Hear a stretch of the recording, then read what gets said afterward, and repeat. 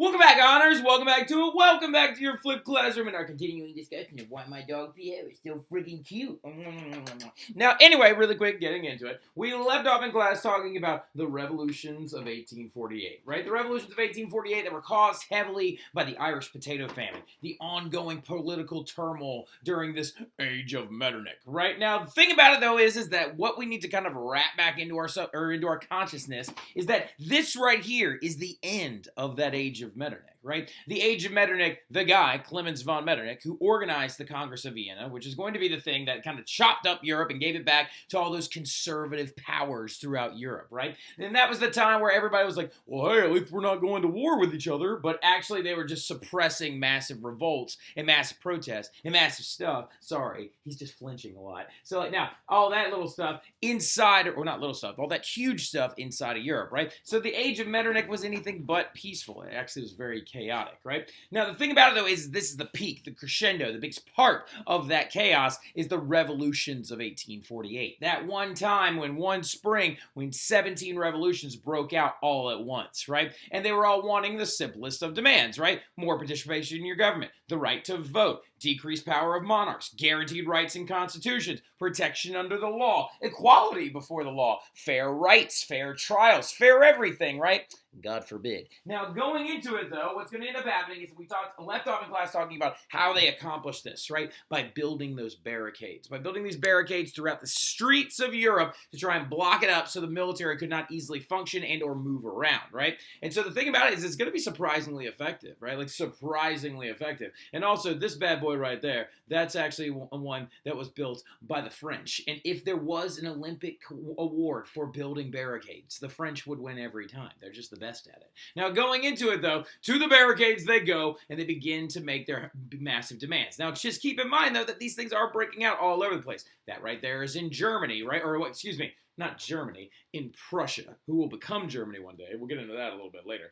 These ones are actually the ones that broke out in 1850-something, 51 or 52, actually, like now. So a little bit later on. But that right there is a really, really cool instance of a photograph now coming into play, right? Later barricades that were actually done in a failed revolution against the government that does end up coming back in is going to be a very, very important moment. And they photographed it, and you can actually see the physical barricades themselves that were made out of ripped up cobblestones and pieces of wagons and stuff like that. So going into it, though, you have to understand that there was huge early success, right? Like massive early success. Because the thing about it is these revolutions got rolling off in a decent direction because a lot of conservatives are going to abdicate, right? You got people like Clemens von Metternich himself, who runs away to London, right? Runs away to England and just goes like, I can't do it anymore, and like leaves Austria and goes there, right? So another big example is like France's king, Louis Philippe I, abdicated the throne, and they decided to throw out the entire concept of a monarchy period again, right? And they went to a republic. Now, last time they were a republic, this happened. Don't you remember why I told you to stay close to me during the French Revolution? Because after the French Revolution, it was gonna rain? Close. I said after the French Revolution comes the Reign of Terror!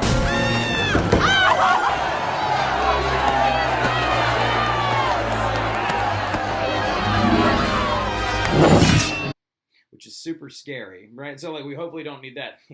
It's really scary. Reign of Terror. Now, going into it, you have to understand that this second republic, okay, is going to try to function a little bit more efficiently, and they actually got a president. And they voted this guy in named Napoleon III.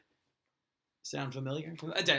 So yeah, they did it with universal suffrage too, and everybody was allowed to vote. And that was the biggest worry that the liberals had, was that like basically poor people would vote for any name that they recognized, and they were right? Because they literally elected this guy right here named Napoleon III, who's actually the nephew of Napoleon Bonaparte, because a bunch of socialists and a bunch of poor people in the outskirts of like in the countryside of in the countryside of France were like, oh, I know that name, and it's Napoleon III. Now some of you are like, well, wait a minute, if it's Napoleon III, then where's Napoleon the Second? Now, well, Napoleon II's dead by this point, right? This is him. That's Napoleon's actual son. He would have been Napoleon II, and like what ends up, oh my God, he's so strong. Like what ends up happening? No, Napoleon II's not very strong. He actually died from tuberculosis at the age of 21 in Austria. Why are you so strong?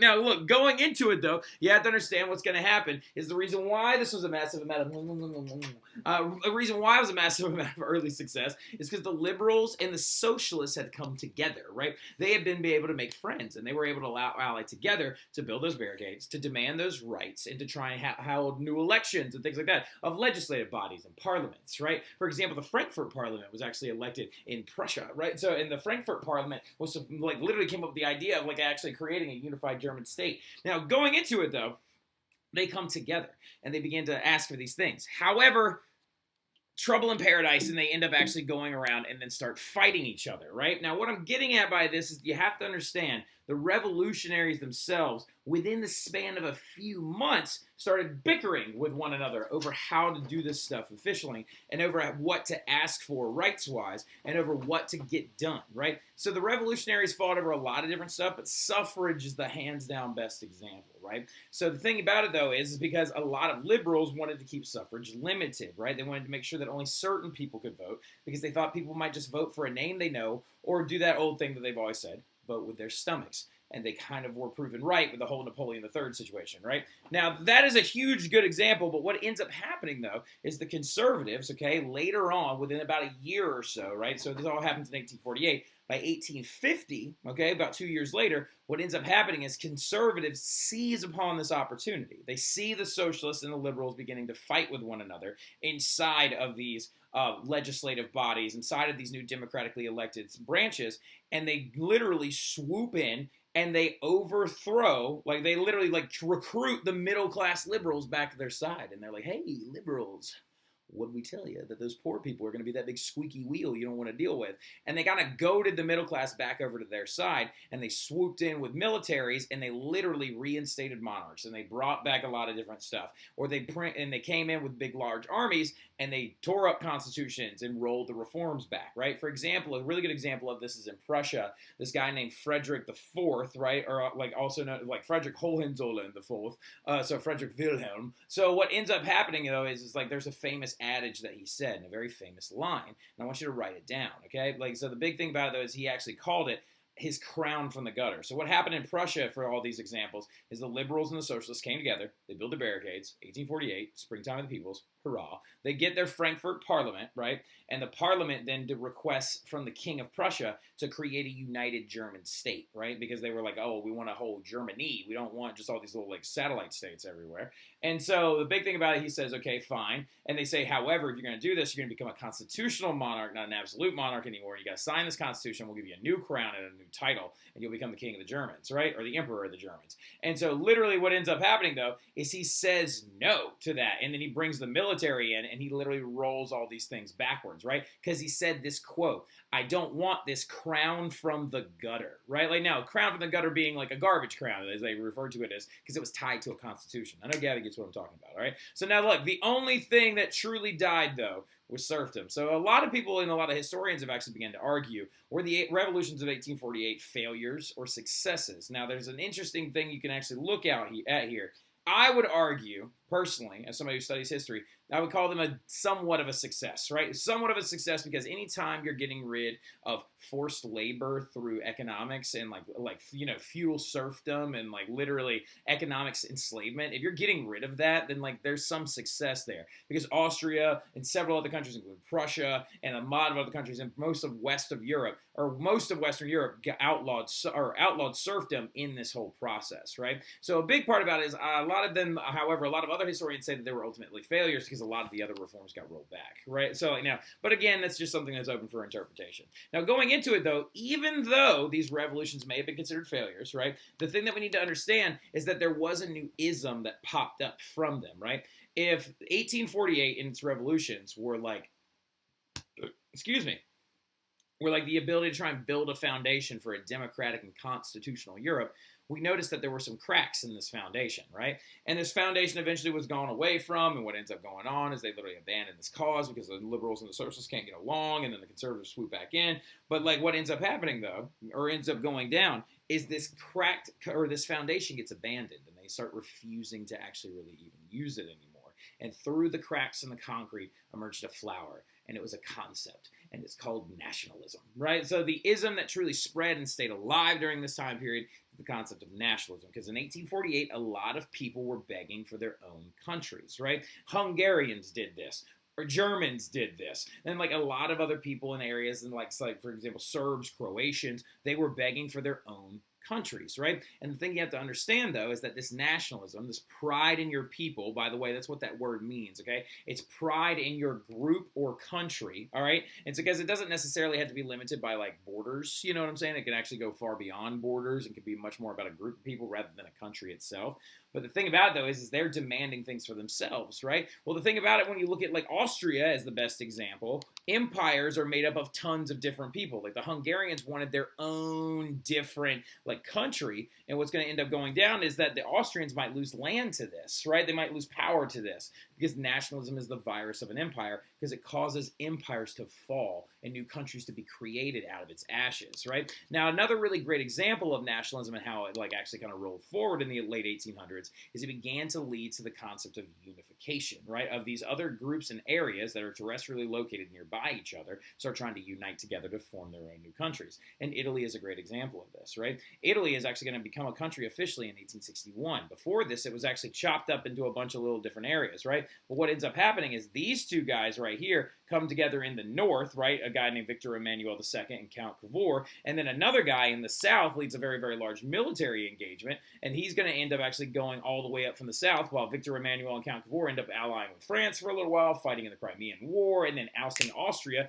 out of northern Italy. Because if we look back here, right here, the Austrian Empire was all up in Italy, right? Okay, it was all up in northern Italy, and look, there is no Italy, y'all. There's like Sardinia and Tuscany and the Papal States and Naples. It didn't even exist yet, right? Until those two guys there on the left came together, united the northern territories, and that dude right there, Giuseppe Garibaldi, is going to unite the southern territories. And what ends up happening is Italy goes from looking like this to looking like this, right, by 1861, and they all come together, and they have their very, very first king, and his name's going to be Victor Emmanuel II, and he's that right there is the very first king of Italy, right? So this nationalism thing that came out of the ashes of the Revolution of 1848, out of that abandoned foundation, is going to really lead to the growth of new countries. And the biggest one that it leads to, that we will spend a lot of time talking about, is going to be the unification of Germany, right? So like now, the Germans are going to unify together, and they're going to create a very, very large empire known as the German Empire, right? The thing about it is then that later on, as we already know, this is going to help lead to a lot of different stuff, right? This is going to lead to actually the growth of welfare states, but also some World War conflicts, right? So the unification of Germany is a very, very good example of the bannerman of nationalism that began to pop up, right?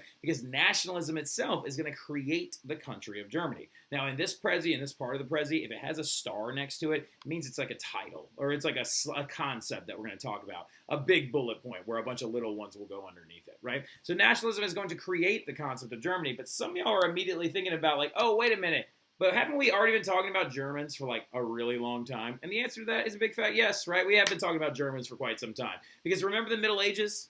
Yeah, back in the day. Good stuff. But like so like now the thing about it though is the Holy Roman Empire is what that area or most German-speaking lands was referred to from 800 to 1806 AD. Okay. Now when we're talking about that, what I'm trying to get at or what I'm trying to get you to realize is that people have always spoke German in Europe, right? There have been German songs. There have been German folk tales, there have been German stories, there have been German fairy tales, there have been German foods, there have been like the invention of the pretzel is a great example because the Germans defend that so ardently against Northern Italians. Schnitzel is a great example as well. See, the thing is, though, is what I'm getting at is all these people, these Germans existed and they shared cultural like similarities, but they didn't have a country of their own. Now, Napoleon is going to show up, though, and this thing was a giant mashup of German-speaking states, and what ends up going down, though, is later on, he's going to invade, and he destroys it, and then turns it into something called the Confederation of the Rhine. But by the time Napoleon rolls up, two really strong German-speaking states had popped up in the process, right? And they're called Austria and Prussia, right? Now, if we're looking forward immediately, you should be able to say to me, oh, Mr. Terry, I bet you blank is going to be the one that comes together and unites all these states together because it doesn't exist anymore, right? And that's what we're talking about Prussia because Austria is so very much a country. It's a beautiful country at that, right? When we're talking about Prussia, not Russia, okay? Two very different things, all right? Prussians are a very different group of people. than Russians, all right? Now, when we're looking into this, okay, Prussia is going to be the one that unifies the German states together. Because look at the expansion of Prussia from 1807 to 1871. They started out as just this blue thing right here, and then they gained all this territory after the Second Schleswig, or after, like, they gained all this territory after the treaties of 1807, and after, like, what ends up going down is, like, Napoleon expands them a little bit to turn them into what's called a puppet state, right? And so then you've got, okay, then the Second Schleswig War, they gain it from here, then they get some from the Austro-Prussian War, and then they gobble all this stuff up from the Franco-Prussian War, and they become the German Empire, right? So the Prussians are the ones that lead them to this, but the thing that gave them the ability to do this is the guy that ruins everything, none other than Napoleon Bonaparte, right? Napoleon Bonaparte, which some of y'all are like, when is this guy going to go away? Never. So yeah, Napoleonic Wars is the thing that killed the Holy Roman Empire and created a loose conglomerate of states. And his troops are going to help inspire nationalism as well, okay? So going into it, what you have to understand is back when Napoleon was ruling over Europe, and back when he was still alive, and back long before he was ever exiled, whenever Napoleon took something over, or actually turned you into a puppet state, he left behind what's known as occupational forces, right? He left behind a military of French guys to make sure that those people he took over aren't acting a fool and doing anything out of pocket, right? And what ends up going down, though, is that these German people are being surrounded by these French soldiers. These French soldiers are requesting French food. They are requesting that you speak to them in French. And Germans are like, well, we are not French. We are German. We don't like foods like that. We like foods like this. And it begins to become a uniting force for them, right? And it kind of plants the earliest seed of nationalism long before the revolution of 1848 even break out, right? Now, going into it, though, the Congress of Vienna is then going to begin to, like, kind of make it a little bit easier for the Germans to actually come together, because at the Congress of Vienna, that's that meeting that was held after Napoleon gets exiled that second time, right? Of course, you got Clemens von Metternich being all Clemens von Metternich right there, and then, or wait, no, right here, and you got Charles Talleyrand over there. So, like, now going into it, though, at the Congress of Vienna, they're going to discuss creating a unified German state after they split up what Napoleon had already conquered, right? Problem is that you can't create a Germany, or it'll make Prussia or Austria too strong, and it would have violated that balance of power. That's why it was never even discussed, really, in the long run, right? And they were like, nope, can't do that, and they throw that idea out. Instead, they form this thing called the German Confederation, right? And the German Confederation is just this big mashup again. It's basically the Holy Roman Empire 2.0, right? A big squish together of all this different stuff that would then later on become Germany, right? And you can see right here, Austria in this big area has some land in it and some land out of it, and then the Prussians have some land in it and some land out of it. And so what's going to happen is, though, is these two groups are going to compete with each other eventually to be the ones who nab up all that land and form the country of Germany. But we'll talk about that a little bit later on in class when I see y'all soon. All right, y'all have a good one.